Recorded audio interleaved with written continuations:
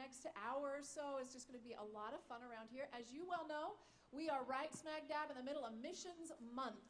And we had a bang-up Sunday last week.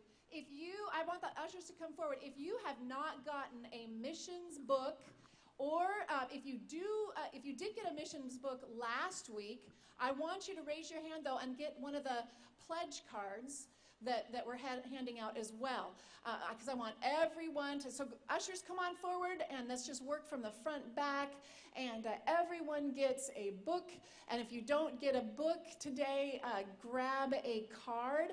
I want you to get, the book is the same from last week, but if you were here last week, you did not get a magnet. There's a magnet connected to the pledge card here. So that's why you want one of these.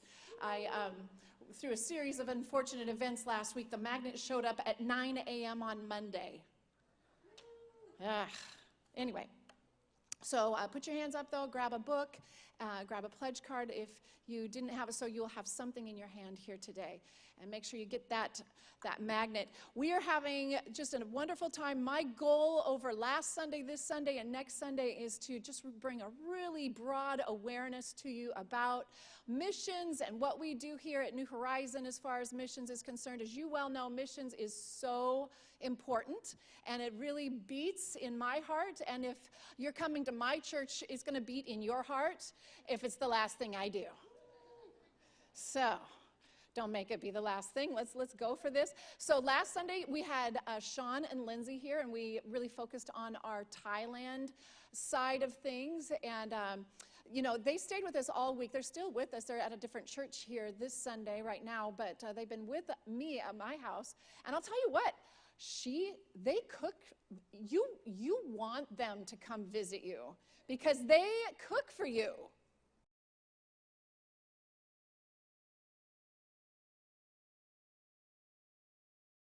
Coming, I need you to be like, can I please have them over to my house? And then they'll come and they will bring food. Right, Lights? Was it amazing? Absolutely. So that was last week. And we had a great time. And also, another thing that we've been doing all week is planning our next mission trip with them. So I'm going to let the cat out of the bag just a little. I'm going to let you peek into the bag just a hair for what our next mission trip is. And that's going to be to Thailand. And it's going to be next October. So probably about right now, next October, we're going to be flying over to Thailand. So if you're interested in coming with us and being a part of that, it's going to be amazing. There's going to be a couple of different emphasis on that trip.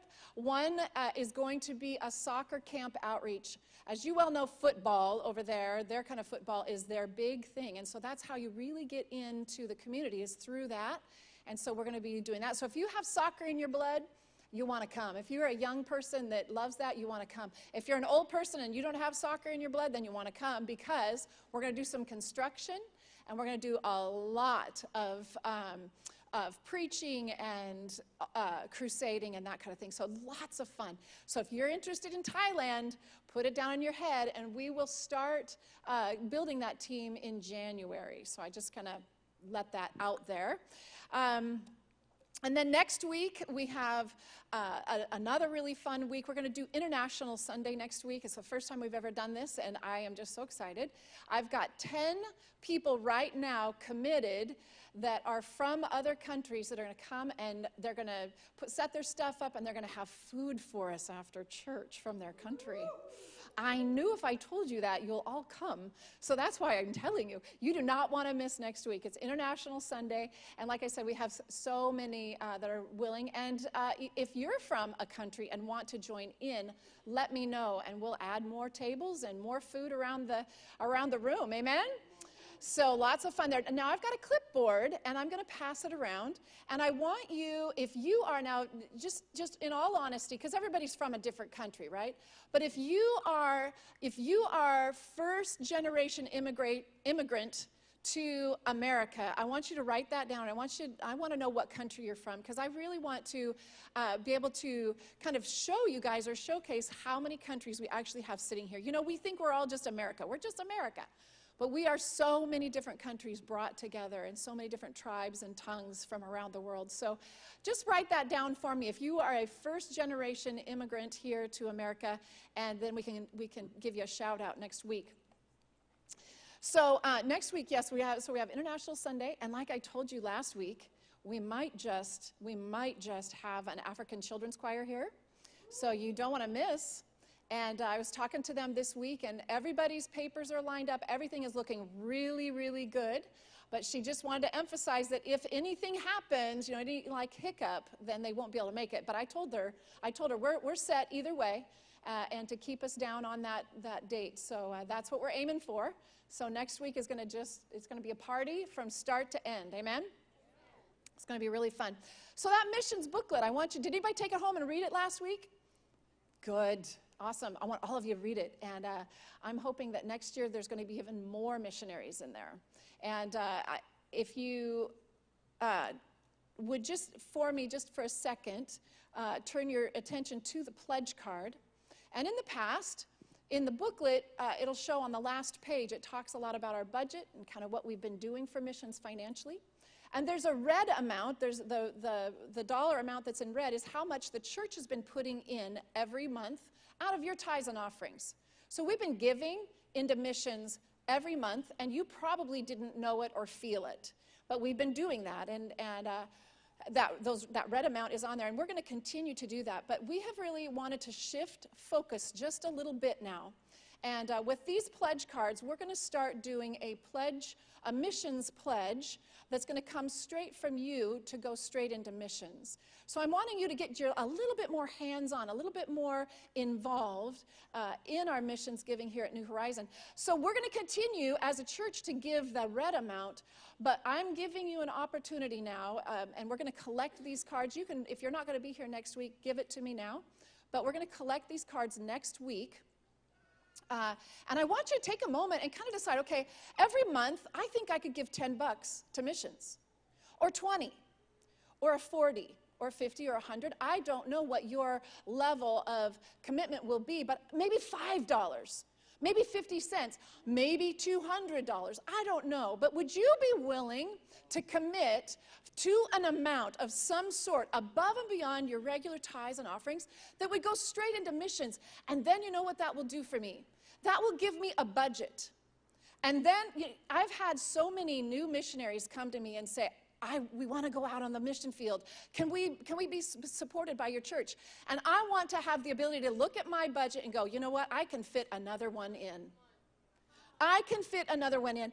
And there is a move right now of young people, brand new missionaries, brand new young people that are wanting to go out on the mission field, that are coming to me wanting and needing support because they can't go until we can support them. Amen? Don't you? I never want to tell, especially a young missionary, no, we're good. I never want that to happen. So out of what you're going to give, I am going to, number one, be able to increase what we give to our already committed to missionaries, but I am going to be able to expand it.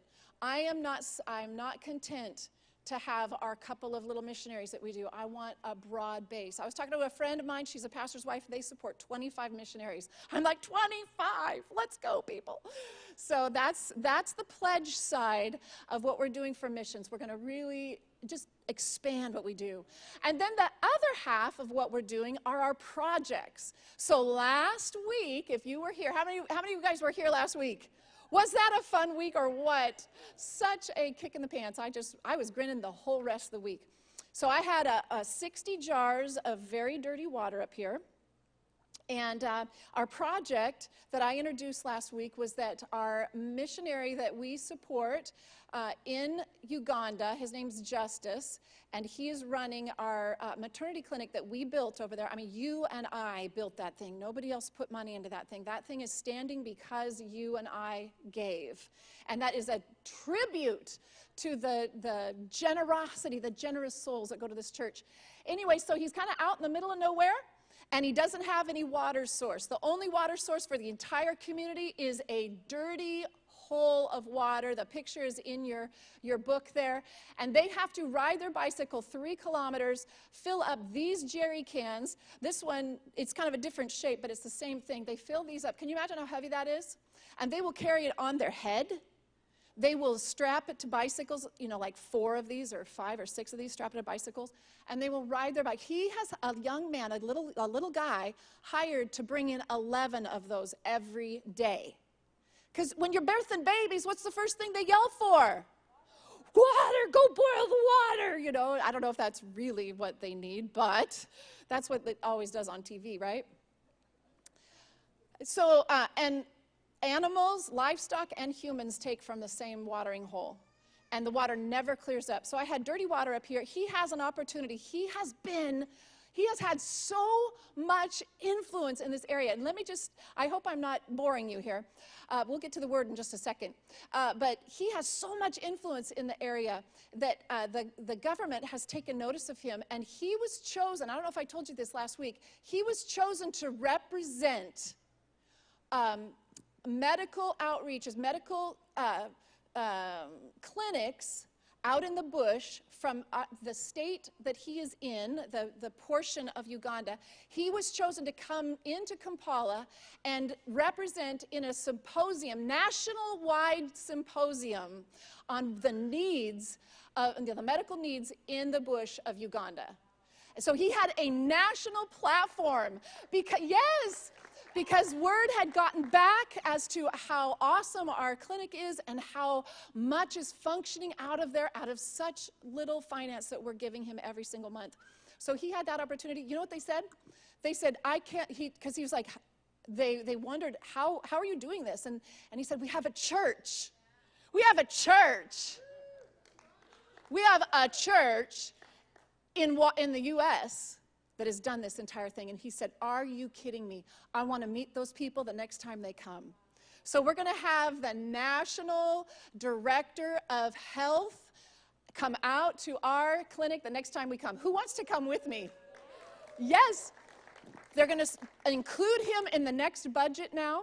He is going to have the immunization clinic that we kicked off and have been supporting for the last year is now going to become funded. And they want him to open an HIV clinic running out of our clinic. Come on. So in the beginning, it was only going to be a 3-room clinic. When we arrived, we looked at the foundation and said, 1, 2, 3, 4, 5. I said, we agreed on 3. There's 5 rooms here. He goes, yeah, I know. I just couldn't do just 3. Aren't we glad we didn't do just 3? So last week, we took an offering.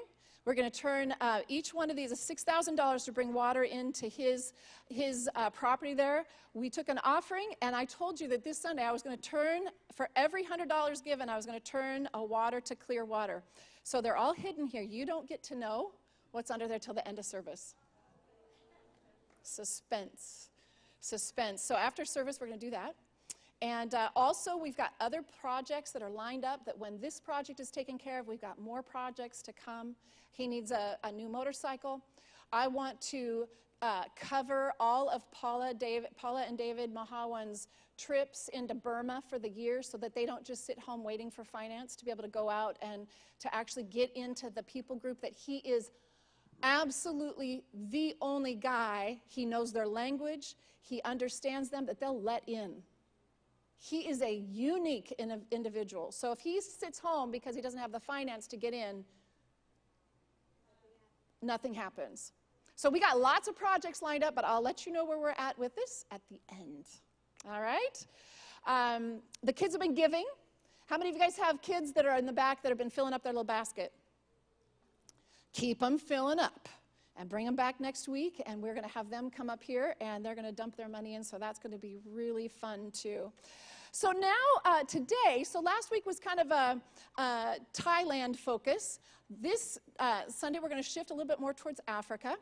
And so I want to introduce to you my nephew, who is one of those, come on up, Chaz, who is one of those new missionaries that are getting ready to go out. Yes, so fun. And he